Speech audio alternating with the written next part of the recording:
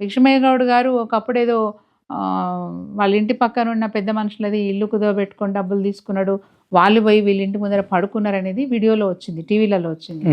దానికి రాజగోపాల్ రెడ్డి గారు బాగా మీడియా వాళ్ళకి సహకరించింది అనేది విన్నా నేను. దాని తర్వాత కూడా మా దగ్గర తెలంగాణ ఉద్యమం సందర్భంగా అనేక గ్రామాలలో దుమ్దాం కార్యక్రమాలు జరిగేవి.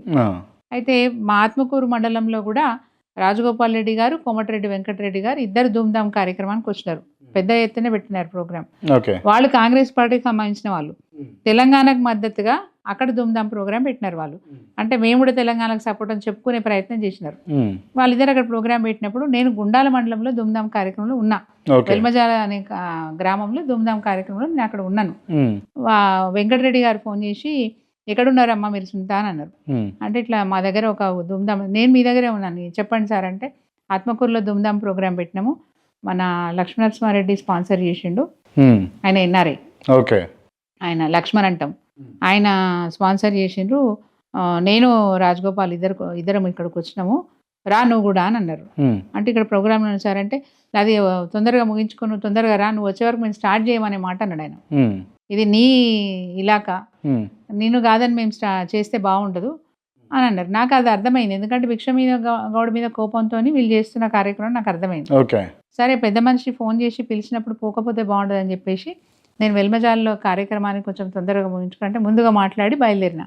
అక్కడ పోయిన తర్వాత సరే ప్రోగ్రాంలో పాల్గొన్నారు. అక్కడ స్పష్టంగా అందరికి అర్థమైంది ఏంటంటే భిక్షమయ్య గౌడ్ మీద కోపంతో వీళ్ళు ఒక ప్రోగ్రామ్ ఆర్గనైజ్ చేశారు అనేది అందరికి అర్థమైన విషయం.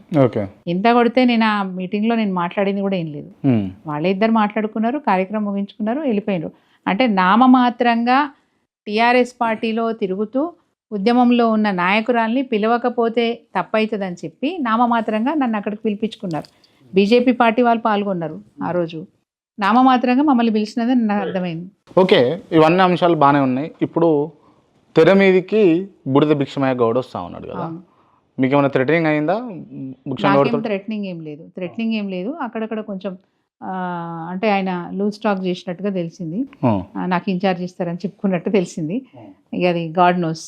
ఆయన చెప్పింది కేటీఆర్ తోటి చాలా సాన్నిహిత్యంగా భిక్షమయ్య గౌడ్ తిరుగుతా ఉన్నాడు.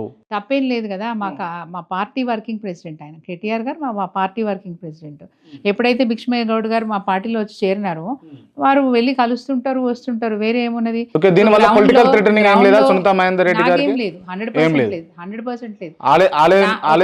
ఎక్కడన్నా లీడర్లు ఆయన పేరు చెప్పి వాడుకుంటే నేను చెప్పలేను. మీకేనా?